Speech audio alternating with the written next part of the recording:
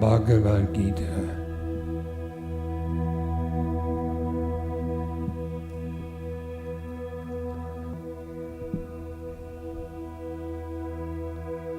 The Lord said, "You have been mourning for those who should not be mourned for, yet you speak words of wisdom. Neither for the living nor for the dead do the wise grieve." Never was there a time when I did not exist, nor you, nor these kings of men. Never will there be a time hereafter when any of us shall cease to be.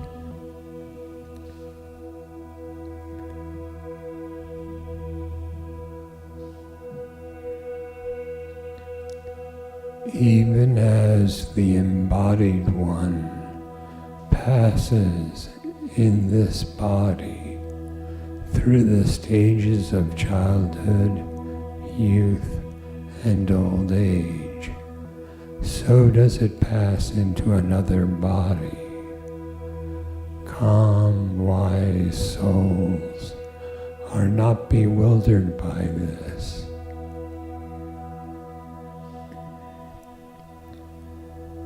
Notions of heat and cold, of pain and pleasure, arise, O son of Kunti, only from contact of the sense with their objects. They come and go, they are impermanent. Endure them, O Bharata.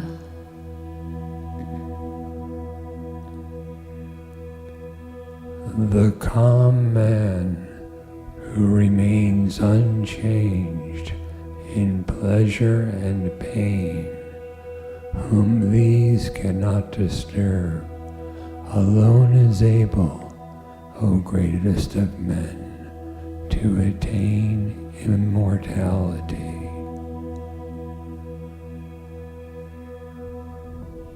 The unreal never is.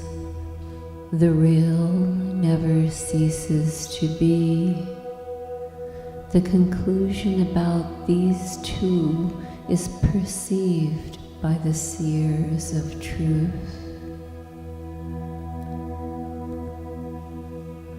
That by which all this is pervaded, know to be imperishable. None can cause the destruction of that which is immutable. Only the bodies of which this eternal, imperishable, incomprehensible self is the indweller are said to have an end. Fight, therefore, O Bharata. He who looks on the self as the slayer, and he who looks on the self as the slain, neither of these apprehends aright. The self slays not, nor is it slain. It is never born, nor does it ever die, nor having once been does it again cease to be. Unborn, eternal, permanent and primeval, it is not slain when the body is slain. He who knows the self to be indestructible, eternal, unborn, and immutable, how can that man, O son of Pritha, slay or cause another to slay? Even as a person casts off worn-out clothes and puts on others that are new, so the embodied self casts off worn-out bodies and enters into others that are new. Weapons cut it not, fire burns it not, water wets it not, the wind does not wither it.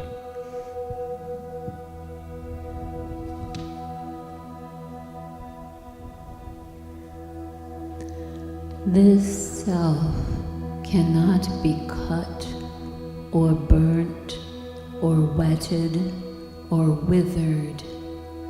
Eternal, all-pervading, unchanging, immovable, the self is the same forever.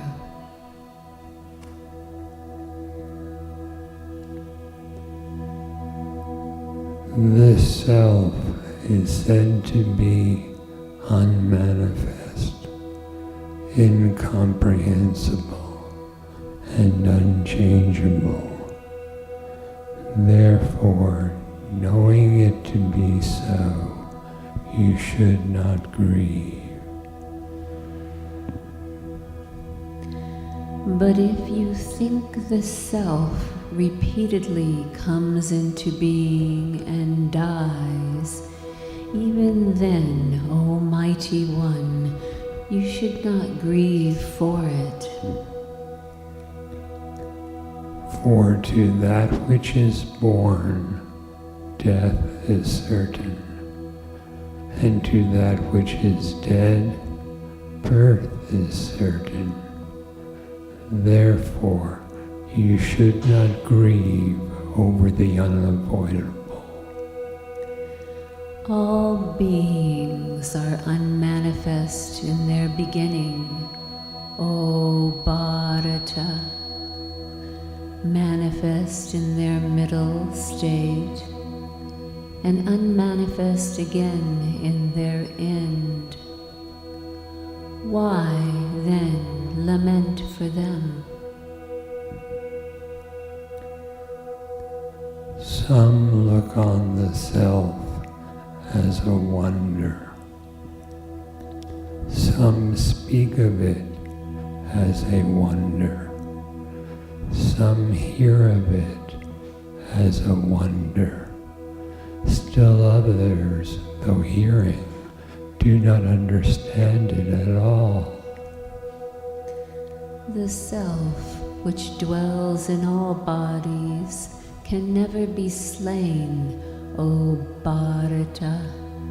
Wherefore you should not mourn for any creature.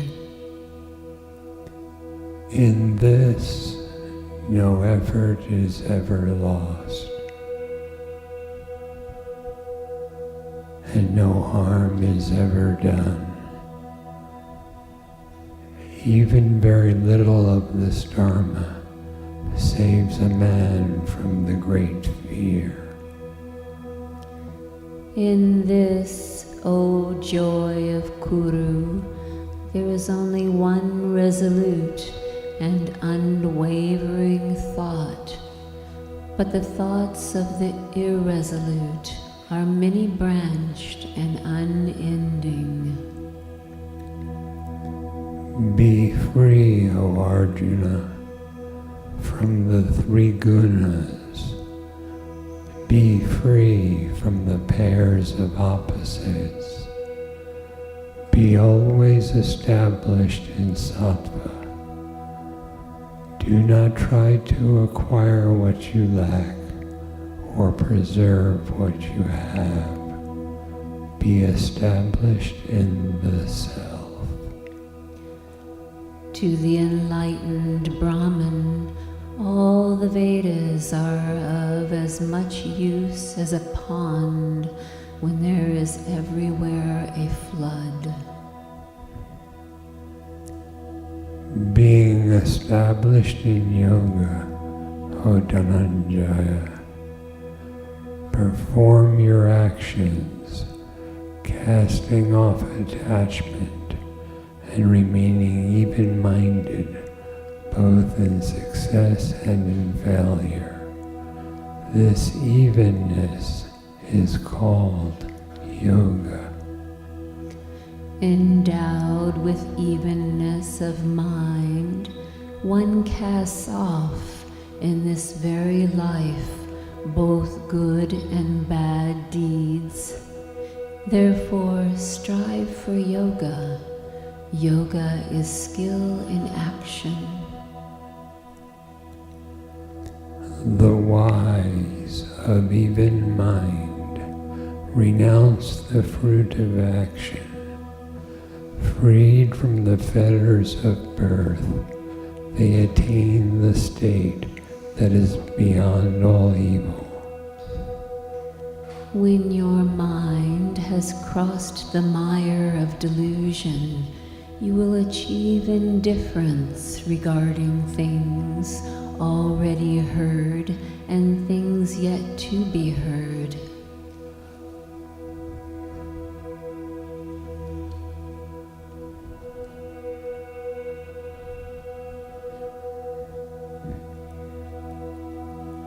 When your mind, now perplexed by what you have heard, will stand firm and steady in the self, then you will have attained yoga. The Lord said, O Partha, when a man completely casts off all the desires of the mind, his self finding satisfaction in itself alone, then he is called a man of steady wisdom. He who is not perturbed by adversity, who does not long for happiness, who is free from attachment, fear, and anger, is called a Muni of steady wisdom. He who is not attached to anything, who neither rejoices nor is vexed when he obtains good or bad, his wisdom is firmly fixed. When he completely withdraws the senses from their objects, as a tortoise draws in its limbs, then his wisdom is firmly established. The objects of the senses fall away from a man practicing abstinence, but not the taste for them. But even the taste falls away when the Supreme is seen. When a man dwells on objects, he feels an attachment for them. Attachment gives rise to desire, and desire breeds anger. From anger comes delusion. From delusion, the failure of memory. From the failure of memory, the ruin of discrimination. And from the ruin of discrimination, the man perishes.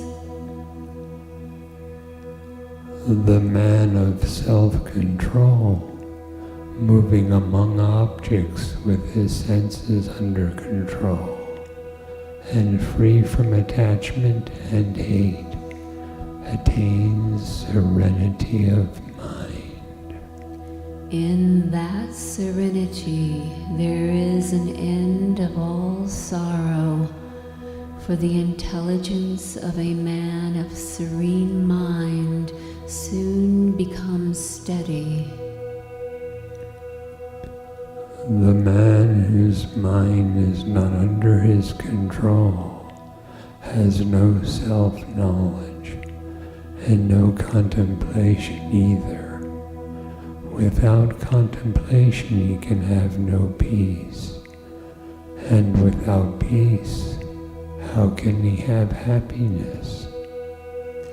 In that which is night to all beings, the man of self-control is awake, and where all beings are awake, there is night for the Muni who sees.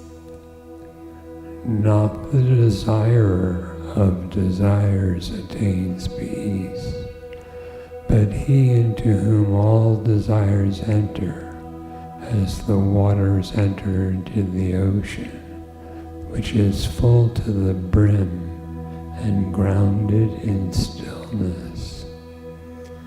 That man who lives completely free from desire, without longing, devoid of the sense of I and mine, attains peace.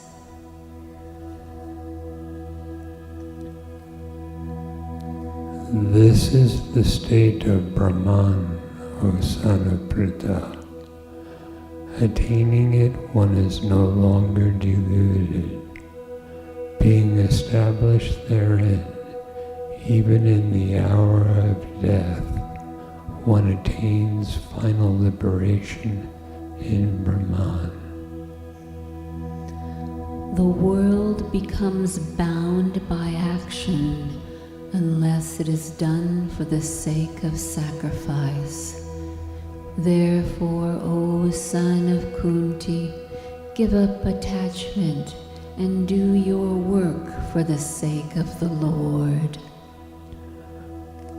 But verily the man who rejoices in the self and is satisfied with the self and is content in the self alone, he has nothing for which he should work. He has no object to gain by what he does in this world, nor any to lose by what he leaves undone. Nor is there any one among all beings on whom he need depend for any object. Therefore, always do without attachment the work you have to do. For a man who does his work without attachment attains the supreme. The senses are superior, they say. Superior to the senses is the mind. Superior to the mind is the understanding. Superior to the understanding is the self. Therefore, know the self, who is superior to the understanding. Control the self by the self, and destroy, O mighty Arjuna, the enemy who comes in the guise of desire and is hard to overcome. Whenever there is a decline of Dharma, O Bharata, and a rise of Adharma, I incarnate myself. Freed from passion, fear, and anger, absorbed in me, taking refuge in me, and purified by the fire of knowledge, many have become one with my being. In whatsoever way men approach me, even so do I regard them, for it is my path, O Partha, that men follow in all things. He who sees inaction in action, and action in inaction, he is wise among men.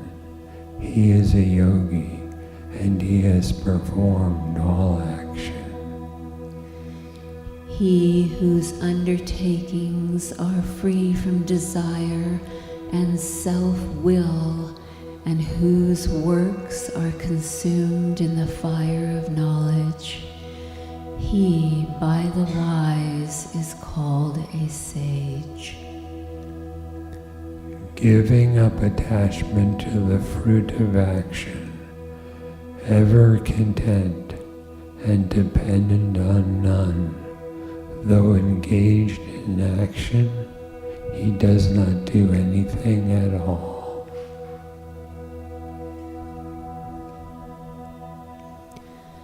Free from desire, with body and mind controlled, and abandoning all possessions, he incurs no sin, though through mere bodily activity. Satisfied with what comes to him spontaneously, beyond the pairs of opposites, free from envy, and even-minded in success and failure, though acting, he is not bound. The works of a man whose attachment is gone, who is free, and whose mind is established in knowledge, melt away entirely, being done as for a yajna. To him, Brahman is the offering, and Brahman is the oblation, and it is Brahman who offers the oblation in the fire of Brahman. Brahman alone is attained by him who thus sees Brahman in action, by samadhi in Brahman action. Learn it by prostration, by questioning, and by service. The wise who have seen the truth will teach you that knowledge. When you have known it, O Pandava, you will not again fall into delusion, and through it you will see all beings in yourself and also in me. As for fire well kindled reduces wood to ashes, so, Arjuna, does the fire of knowledge reduce all karmas to ashes. Verily, there exists no purifier on earth equal to knowledge. A man who becomes perfect in yoga finds it within himself in the course of time. He who is full of faith and is devoted and has subdued his senses obtains knowledge. Having obtained knowledge, he soon attains the supreme peace. But the man who is ignorant and without faith and always doubting goes to ruin. Not this world nor the world beyond, nor happiness is for the doubting soul. Therefore, with the sword of knowledge, cut asunder this doubt about the self, born of ignorance, residing in your heart, and devote yourself to yoga. Arise, O Bharata. Nor does the all-pervading spirit take on the sin or the merit of any. Knowledge is veiled in ignorance, and thereby mortals are deluded. But for those in whom this ignorance is destroyed by the knowledge of the self, that knowledge, like the sun, reveals the Supreme. Fixing their minds in Him, at one with Him, abiding in him, realizing him alone as the supreme goal. They reach a state from which there is no return, their sins having been destroyed by their knowledge. Those whose minds are thus set on sameness have even here overcome birth. Brahman is untainted and is the same in all, therefore in Brahman they rest. He who knows Brahman and is established in it, he who is undiluted and is steady of mind, he neither rejoices nor when experiencing what is pleasant, nor is distressed when experiencing what is unpleasant. His self being unattached to outer objects, he finds the joy that is in the self. His self being devoted to the contemplation of Brahman, he enjoys undying bliss. The yogi who is happy within, who rejoices within, and who is illumined within, attains freedom in Brahman, himself becoming one with Brahman. With his sins destroyed, dualities dispelled, self-controlled, and devoting themselves to the welfare of all beings, the sages attain freedom in Brahman.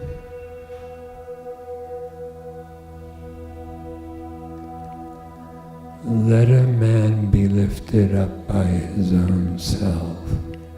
Let him not lower himself, for he himself is his friend, and he himself is his enemy. To him who has conquered himself by himself, his own self is a friend. But to him who has not conquered himself, his own self is hostile, like an external enemy. He who has conquered himself and is serene in mind is constantly absorbed in the Supreme Self, alike in heat and cold, pleasure and pain, and honor and dishonor.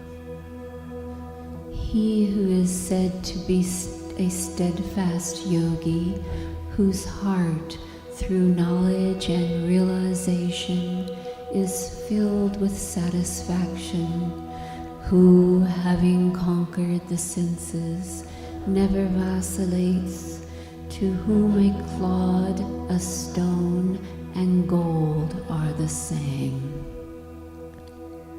When the well-controlled mind rests in the self alone, free from longing for objects, then is one said to have attained yoga. As a lamp in a windless place does not flicker, this is the figure used for the disciplined mind of a yogi practicing the yoga of the self. That in which the mind, restrained by the practice of concentration, rests quiescent, that in which, seeing the self through the self, one rejoices in one's own self.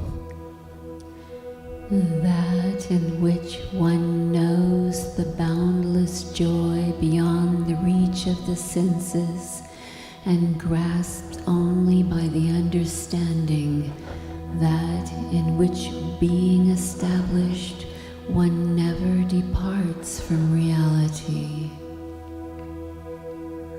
That on gaining which one thinks there is no greater gain, and wherein established one is not moved, even by the heaviest of sorrows. Let that be known as yoga, which is severance from the contact of suffering. It is to be practiced with perseverance and with an undaunted mind. Supreme bliss comes to the yogi whose mind is completely tranquil and whose passions are quieted, who is free from stain and who has become Brahman. One united with yoga, viewing all things with equal regard, he beholds himself in all beings and all beings in himself. He who sees me everywhere and sees everything in me, to him I am never lost, nor is he ever lost to me. He who, having been established in oneness, worships me dwelling in all beings, that yogi, in whatever way he leads his life, lives in me. And of all yogis, the one who worships me with faith, his inmost self abiding in me, him do I hold to be the most closely united with me in yoga. There exists nothing whatever higher than I am, O Dhananjaya. All is strung on me as a row of gems on a thread. Not knowing my supreme nature, immutable and transcendent, foolish men think that I, the unmanifest, am endowed with a manifest form. I, O Arjuna, know the beings that are of the past, that are of the present, and that are to come, but me no one knows. And whoso, at the time of death, leaves his body, remembering me alone, and goes forth, he attains my being. Concerning this, there is no doubt. But beyond this unmanifested, there is yet another unmanifested eternal being, who does not perish when all beings perish. This unmanifested is called the imperishable. It is said to be the ultimate goal, from which those who reach it never come back. That is my supreme abode. By me, in my unmanifested form, are all things in this universe pervaded. All beings exist in me, but I do not exist in them. And yet the beings do not dwell in me. Behold, that is my divine mystery. Myself, which is the support of all beings and the source of all things, does not dwell in them. As the mighty wind blowing everywhere ever rests in the space, know that in the same manner all beings rest in me.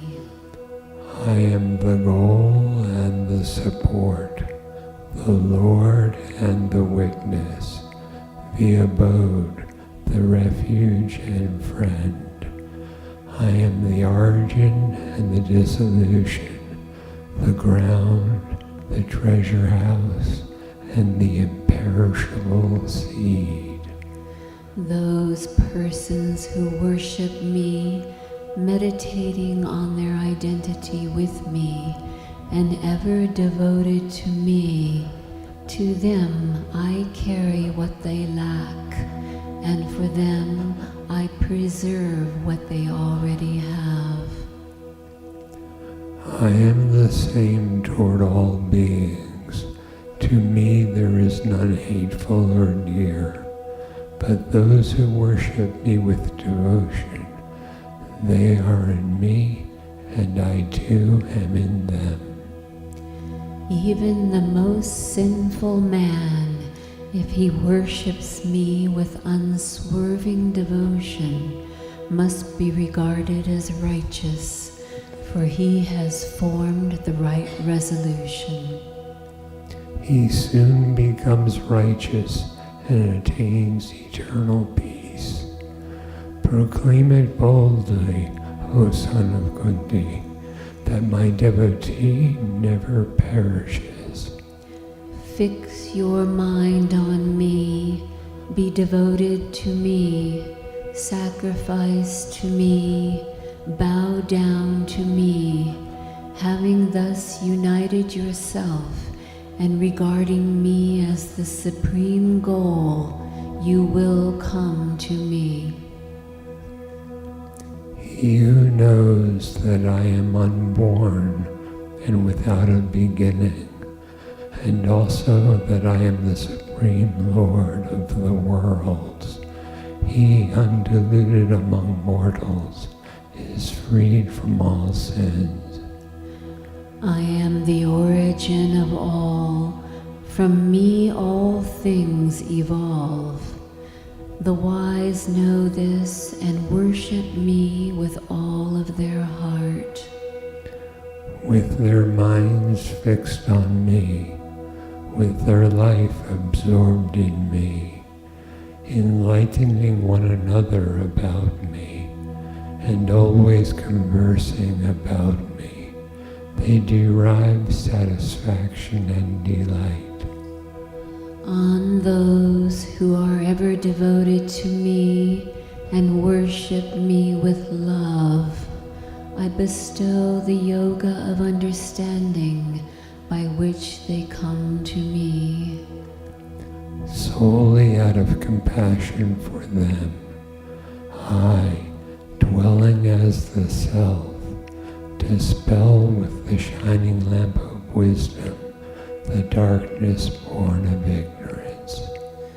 I am the Self, Ogudakesha, seated in the hearts of all beings. I am the beginning, the middle, and the end of all beings. Those who have fixed their minds on me, and who, ever steadfast and endowed with supreme faith, worship me, them do I hold to be perfect in yoga. And those who have completely controlled their senses and are of an even mind under all conditions, and thus worship the imperishable, the ineffable, the unmanifested, the omnipresent, and the incomprehensible, the immutable, the immovable, the eternal, they, devoted to the welfare of all beings, attain me alone and none else. Fix your mind on me alone. Rest your intellect in me alone. And in me alone you will live hereafter. Of this there is no doubt. Exceedingly dear to me are those who regard me as the supreme goal, and endowed with faith and devotion, follow this immortal Dharma. I will now describe that which ought to be known, through the knowing of which one attains immortality. It is the Supreme Brahman, which is without beginning, and is said to be neither being nor non-being. Its hands and feet are everywhere. Its eyes, head, and faces are everywhere. Its ears are everywhere. Its existence envelops all. It shines through the functions of all the senses, yet it is devoid of senses. It is unattached, yet it sustains all. It is devoid of gunas, yet experiences them. It is without and within all beings. It is unmoving and also moving. It is incomprehensible because it is subtle. It is far away, yet it is near. The light even of lights, it is said to be beyond darkness.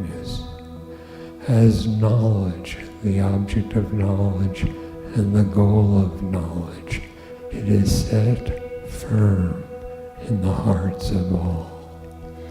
Free from pride and delusion, having conquered the fault of attachment, ever abiding as the self, completely turned away from desires, liberated from the pairs of opposites known as pleasure and suffering, the undiluted reach that immutable goal.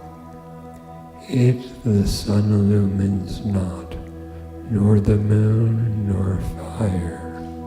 It is my supreme abode, and they who reach it never return. He who, undiluted, knows me thus as the Supreme Self, he knows all, O Bharata, and he worships me with all of his heart.